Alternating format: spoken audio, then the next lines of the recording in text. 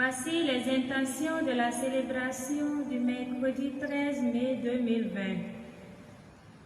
Messe en l'honneur de la Vierge Marie, de la Sainte Trinité, pour avoir protégé Marie d'un accident de la circulation et pour la protection des membres de la maison de Roger Domingo et de Gilbert Assobenou, du Sacré-Cœur de Jésus et du Cœur immaculé de Marie, pour la miséricorde de Dieu dans la vie du foyer de Lorinda et pour ses intentions particulières, de Notre-Dame du Sacré-Cœur et la cour céleste, pour le bon déroulement des obsèques de Marie-Madeleine Penetou et pour des intentions particulières, de la Vierge Marie et de la cour céleste, pour la délivrance et la guérison corporelle et spirituelle de Rebecca à Ovici, de Saint Joseph et la cour céleste, pour l'obtention d'un emploi et pour des intentions particulières. Messe d'action de grâce en l'honneur de la Vierge Marie et la cour céleste, pour l'anniversaire des naissances de Asley et Hardy, pour leurs intentions particulières et celles de leurs parents. En l'honneur de Notre-Dame de Fatima et la cour céleste, pour avoir assisté Prisca tout le long de sa grossesse et à son accouchement, et pour des intentions particulières de ses parents. En l'honneur de Marie qui défait les nœuds pour une fin de neuvaine. En l'honneur de l'Esprit Saint pour une fin de neuvaine. En l'honneur de Notre-Dame des Victoires pour ses merveilles dans la ville de Charbel. En l'honneur de la Vierge Marie pour les 60 ans de naissance de Monique Mauna, pour ses intentions et sa protection. En l'honneur de la Vierge Marie, Saint Joseph, Notre-Dame des Victoires, la Divine Miséricorde et la cour céleste, pour les bienfaits du Seigneur dans la vie de Giscard, Mirabel, Ornella et pour leurs intentions particulières. En l'honneur de la Vierge Marie et la cour céleste, pour l'obtention de la signature du contrat d'exécution du marché de MIC et pour des intentions particulières. En l'honneur de la Vierge Marie et la cour céleste, pour les bienfaits, assistance et la protection de Dieu sur le ménage de Linda et Alex et pour leurs intentions particulières. Aux intentions de Monsieur Ousmane. Messe pour le repos de l'âme de Daniel et des âmes du purgatoire, de Wilfried Sonayon Adande et les âmes du purgatoire, de Paul Héou, les défunts de la famille Héou et les âmes du purgatoire, de Claudine Pardonou et les âmes du purgatoire, de Hippolyte Léopold Alapini et les âmes du purgatoire, de Alapini Hippolyte Léopold et les âmes du purgatoire.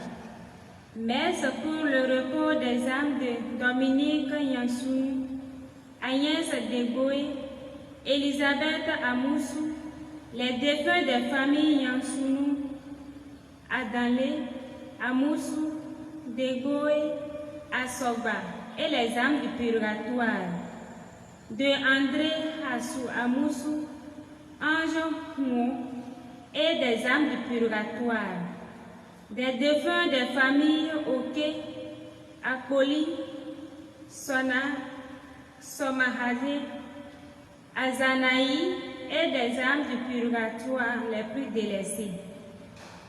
Pour les défunts des familles Laoru, Zinzogan, les victimes du Covid-19 et des âmes du purgatoire, sanctifiante eucharistique à chacun et à tous.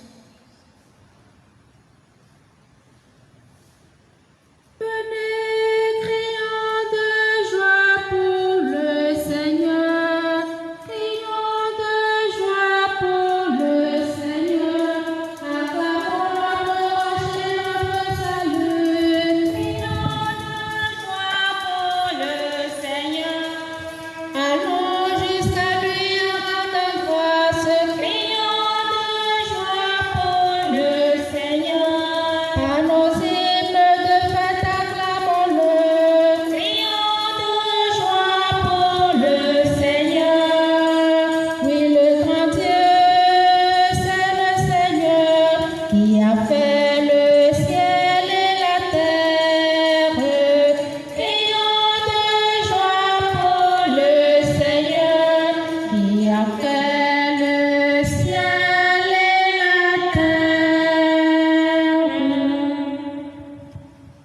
Père et du Fils et du Saint-Esprit. Amen. La grâce de Jésus notre Seigneur, l'amour de Dieu le Père et la communion de l'Esprit Saint soient toujours avec vous. Et avec votre esprit. Préparons-nous à la célébration de l'Eucharistie en reconnaissant que nous sommes pécheurs.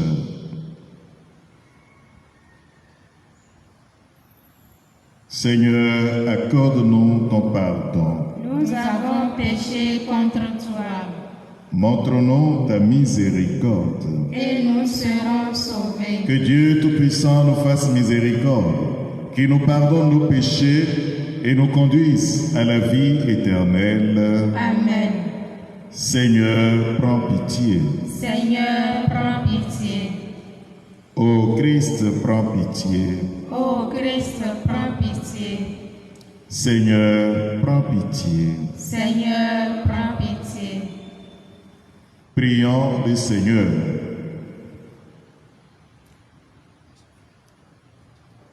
Dieu qui aime l'innocence et la fait recouvrer, oriente vers toi le cœur de tes fidèles. Tu les as libérés des ténèbres de l'incroyance. Fais qu'ils n'abandonnent jamais la lumière de ta vérité. Par Jésus-Christ, ton Fils, notre Seigneur et notre Dieu, qui vit et règne avec toi et le Saint-Esprit, maintenant et pour les siècles des siècles. Amen.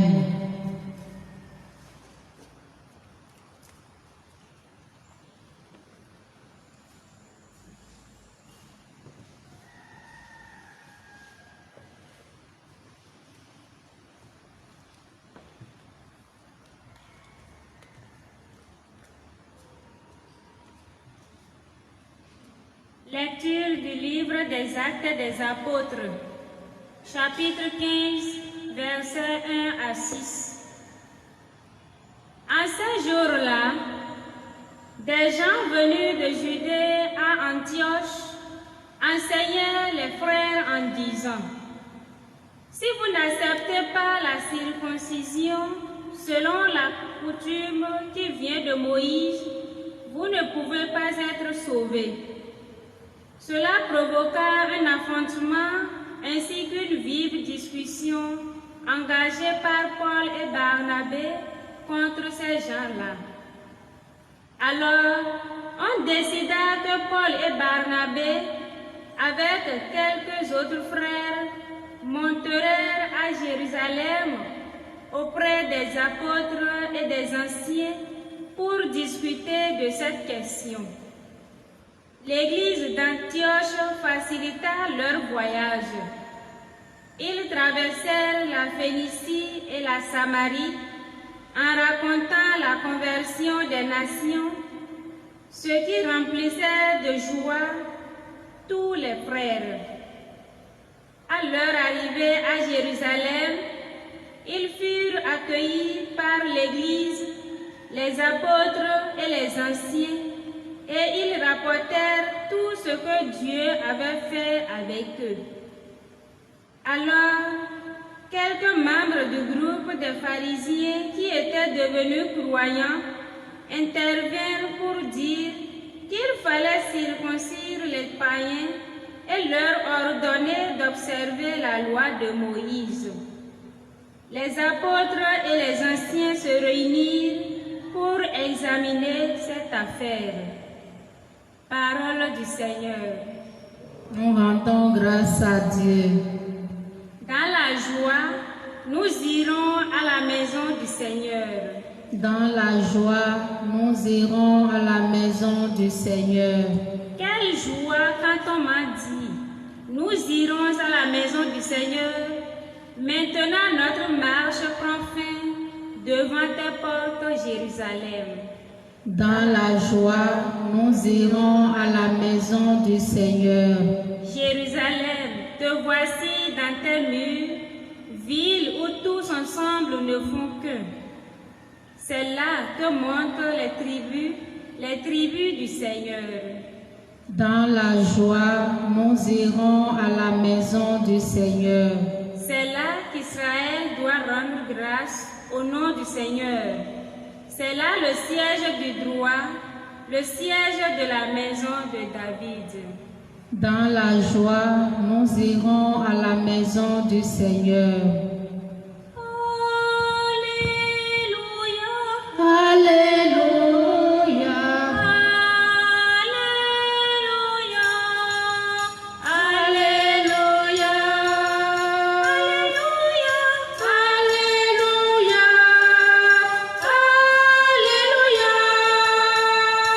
Alléluia. Amen. Demeurez en moi, comme moi en vous, dit le Seigneur. Celui qui demeure en moi porte beaucoup de fruits. Alléluia. Alléluia.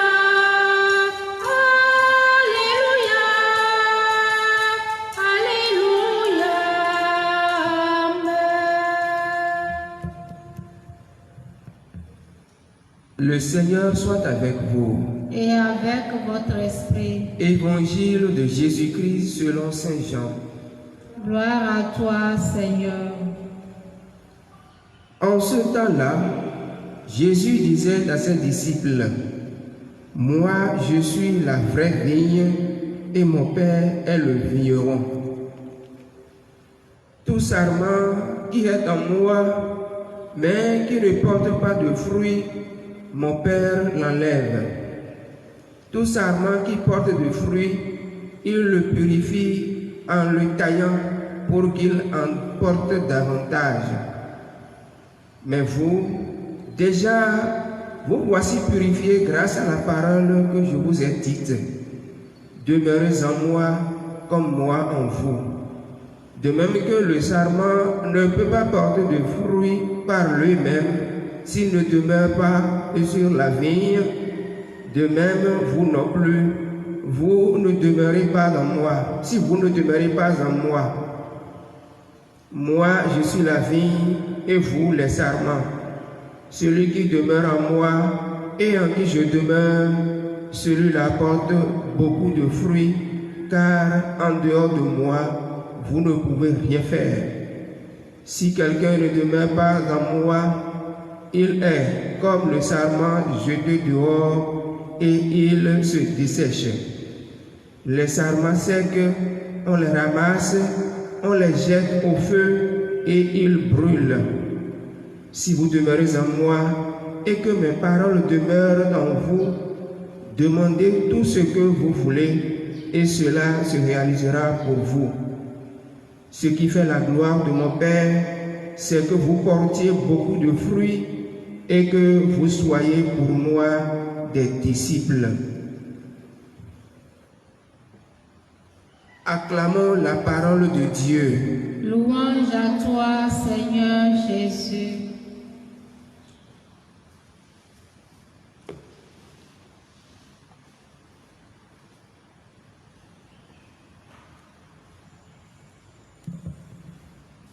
Fils et filles bien-aimés de Dieu, chers frères et sœurs,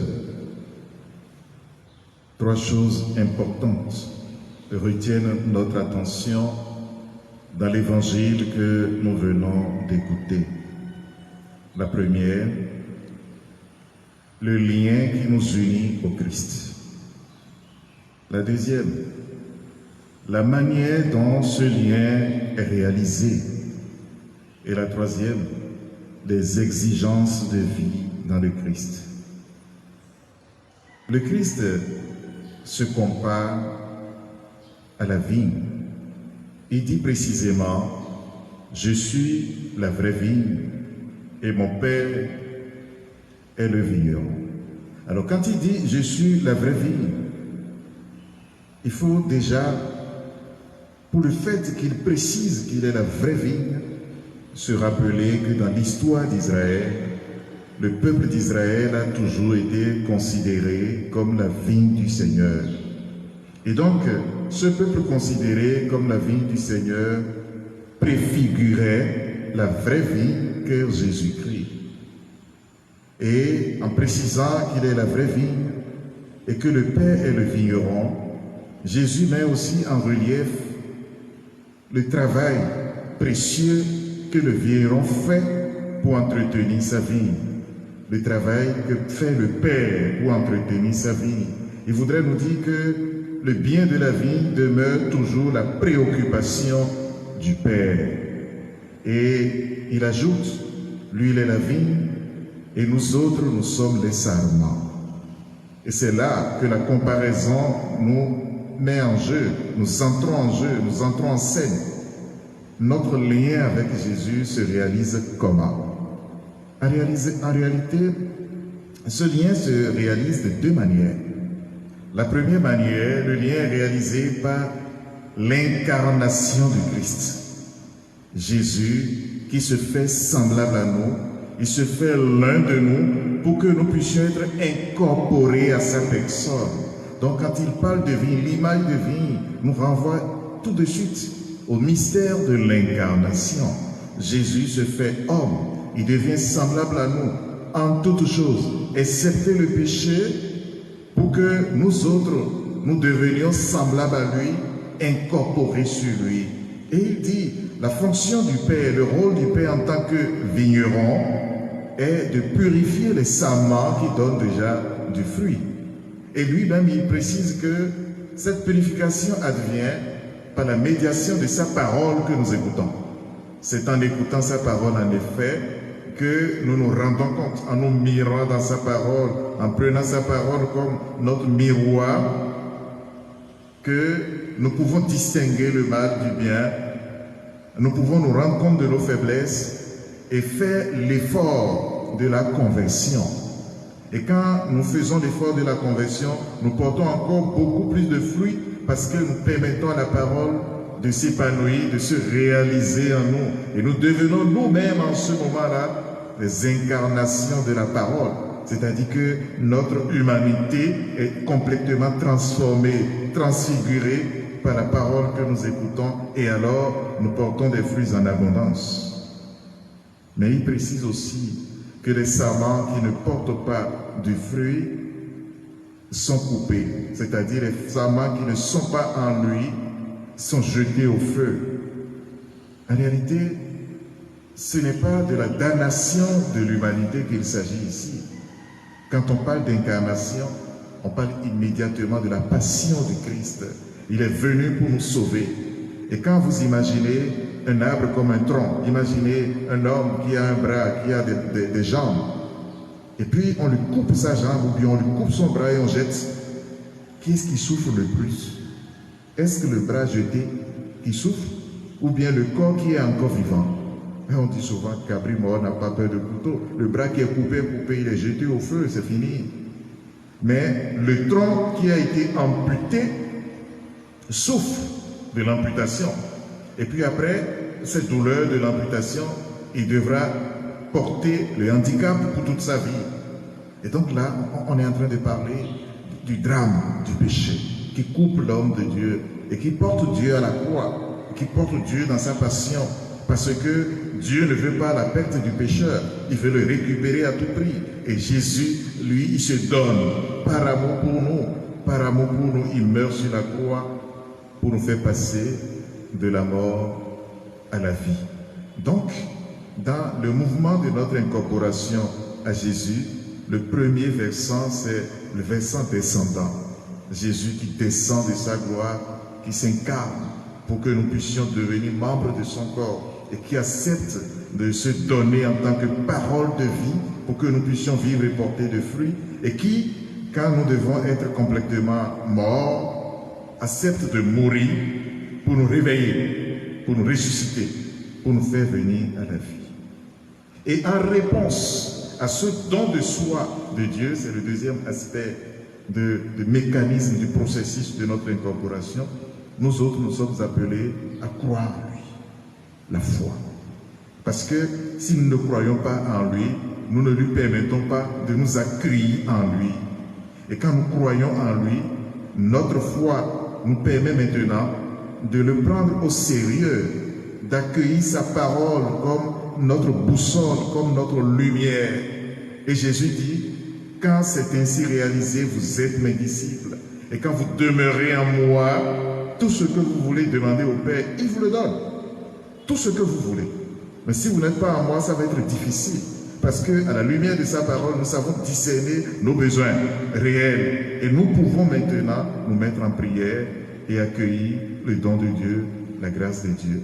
Dans la première lecture, nous voyons un exemple de cette vie en Jésus qui est réglée sur sa parole et qui ose aller plus loin que ce qu'on pense. Vous voyez, les apôtres ont commencé par annoncer la bonne nouvelle de la rédemption. Ils ont envahi le monde païen par l'annonce de la nouvelle. Les païens se convertissent. Or, nous savons que la vigne que Dieu avait choisie, c'est Israël. Et le signe d'appartenance, c'était la circoncision. Maintenant, en Jésus, deux signes. Jésus qui se donne et qui appelle seulement notre foi. La circoncision n'est plus indispensable. Donc, on n'a pas nécessairement besoin d'être juif avant de devenir chrétien. Dès qu'on a accueilli la parole de Dieu, on donne son adhésion, on devient chrétien. Mais certains juifs pensent que non, il faut la tradition, il faut respecter la tradition. Même si vous êtes déjà âgé de 80 ans, il vous faut passer par la circoncision et puis maintenant dire que vous voulez devenir chrétien. C'est quand même un peu ridicule pour nous aujourd'hui quand nous entendons la chose. Même pour eux, ce n'était pas aussi simple. Et les apôtres, Barnabé et Paul, vont être mandatés par la communauté d'Antioche. Ils iront à Jérusalem pour poser le problème. Les apôtres vont ensemble se pencher sur la situation et vont prendre une décision qui sera vitale pour l'Église de Dieu. Et ils diront, l'Esprit Saint et nous avons décidé. Vous voyez, quand nous demandons dans la foi, le Seigneur nous donne la grâce de son Esprit Saint qui nous aide à prendre le bon chemin. Nous aussi, la première chose que nous devons faire, c'est de nous questionner sur notre adhésion au Christ. Est-ce que nous appartenons vraiment au Christ? Est-ce que nous laissons sa parole décanter le bon grain de l'ivraie en nous? Est-ce que cette incorporation nous porte à faire des demandes avec foi? C'est ce que nous allons méditer tout au long de cette journée et demander au Seigneur de nous donner la grâce d'être liés, attachés, incorporés, enracinés en lui. Aujourd'hui, les gens vont dire d'être cimentés avec lui et que jamais rien ne nous sépare de son amour. Le Seigneur soit avec vous. Et avec votre esprit.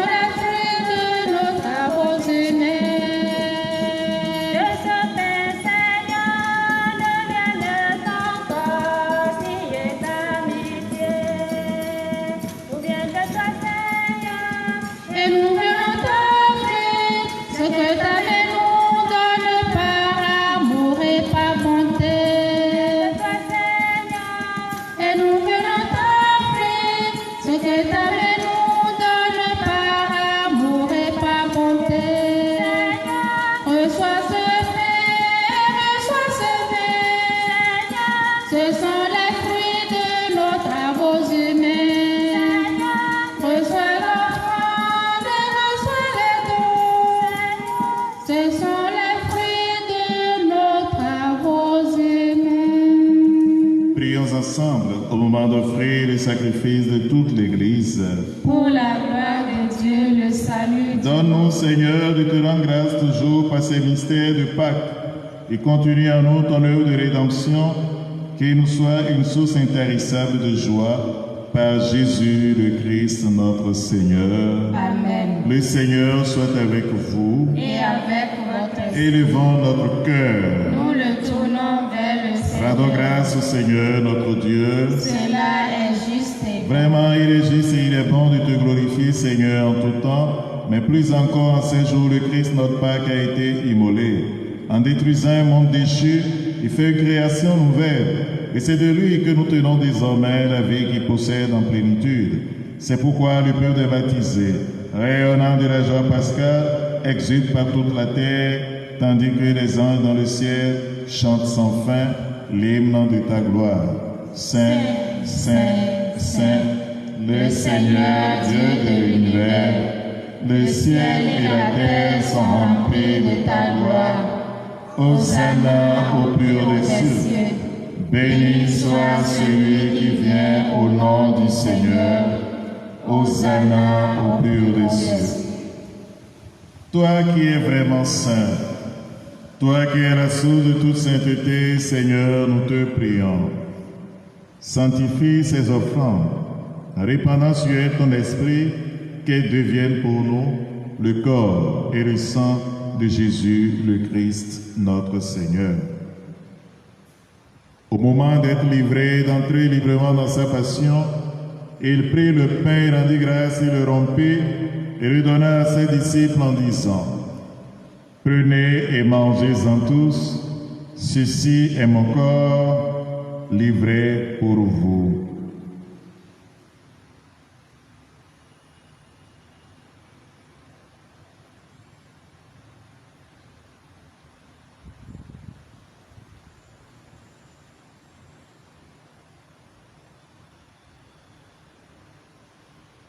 De même, à la fin du repas, il prit la coupe. De nouveau, il rendit grâce et la donna à ses disciples en disant: Prenez et buvez-en tous, car ceci est la coupe de mon sang, le sang de l'alliance nouvelle et éternelle, qui sera versé pour vous et pour la multitude en rémission des péchés. Vous ferez cela en mémoire de moi.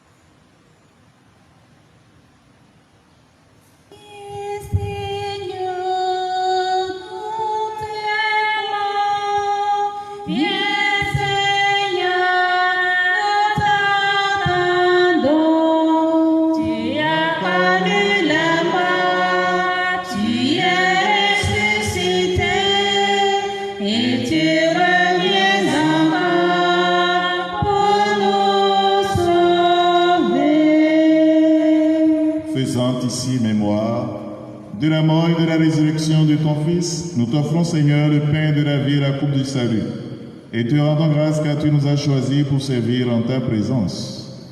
Humblement, nous te demandons qu'en n'ayant pas au corps et au sang du Christ, nous soyons rassemblés par l'Esprit Saint en un seul corps. Souviens-toi, Seigneur, de ton Église répandue à travers le monde. Fais-la grandir dans ta charité avec le pape François, notre évêque Roger et tous ceux qui ont la charge de ton peuple. Souviens-toi aussi de nos frères qui se sont endormis dans l'espérance de la résurrection. Souviens-toi en particulier de tous ceux pour qui nous célébrons cette Eucharistie. Souviens-toi du cardinal Bernardin Ganti. Souviens-toi des victimes du coronavirus. Souviens-toi des défunts de notre communauté paroissiale et de tous les hommes qui ont quitté cette vie. Reçois-les dans ta lumière auprès de toi. Sur nous tous, enfin, nous implorons ta bonté. Nous implorons ta bonté en particulier sur toutes les personnes qui, en ce jour, te rendent grâce pour le don de la vie et demandent l'appui de notre prière. Nous implorons ta bonté sur tous nos paroissiens. Permets qu'avec la Vierge Marie, la bienheureuse Mère de Dieu, avec Saint Joseph son époux, avec les apôtres, Saint Antoine de Padoue et les saints de tous les temps qui ont vécu dans ton amitié, nous ayons part à la vie éternelle et que nous chantions ta louange par Jésus-Christ, ton Fils bien-aimé. Par lui, avec lui et en lui, à toi Dieu le Père Tout-Puissant, dans l'unité du Saint-Esprit, tout honneur et toute gloire pour les siècles des siècles. Amen. Comme nous l'avons appris du Sauveur, et selon son commandement, nous osons dire: Notre Père qui es aux cieux, que ton nom soit sanctifié, que ton règne vienne, que ta volonté soit faite sur la terre comme au ciel. Donne-nous aujourd'hui notre pain de ce jour. Pardonne-nous nos offenses, comme nous pardonnons aussi à ceux qui nous ont offensés. Et ne nous laisse pas entrer en tentation, mais délivre-nous du mal. Délivre-nous de tout mal, Seigneur, donne la paix à notre temps. Par ta miséricorde, libère-nous du péché. Rassure-nous devant les épreuves. En cette vie où nous espérons le bonheur que tu promets et l'avènement de Jésus-Christ, notre Sauveur. Car c'est à toi qu'appartiennent le règne, la puissance et la gloire pour les siècles des siècles. Seigneur Jésus-Christ, tu as dit à tes apôtres, je vous laisse la paix, je vous donne ma paix. Ne regarde pas nos péchés, mais la foi de ton Église. Pour que ta volonté s'accomplisse, donne-lui toujours cette paix et conduis-la vers l'unité parfaite, toi qui règnes pour les siècles des siècles. Amen. Que la paix du Seigneur soit toujours avec vous. Et avec votre esprit.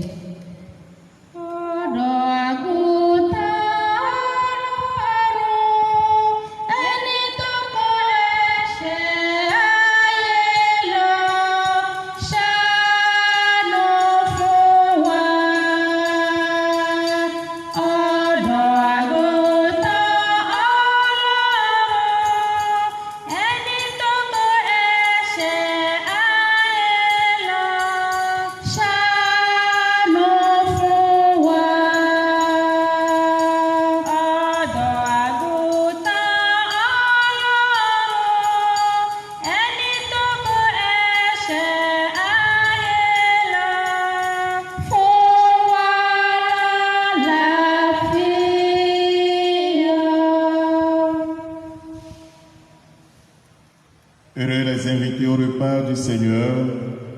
Voici l'agneau de Dieu qui enlève le péché du monde. Seigneur, je ne suis pas digne de te recevoir, mais dis seulement une parole et je serai guéri. Nous faisons la communion spirituelle. À tes pieds, ô mon Jésus, je me prosterne et je t'offre le repentir de mon cœur contrit qui s'abîme dans son néant et dans ta sainte présence. Je t'adore dans le saint sacrement de ton amour, désireux de te recevoir dans la pauvre demeure que t'offre mon cœur. En attente du bonheur de la communion sacramentelle, je veux te posséder en esprit. Viens à moi, ô mon Jésus, pour que je vienne à toi. Que ton amour enflamme tout mon être pour la vie et pour la mort. Je crois en toi, j'espère en toi, je t'aime. Amen.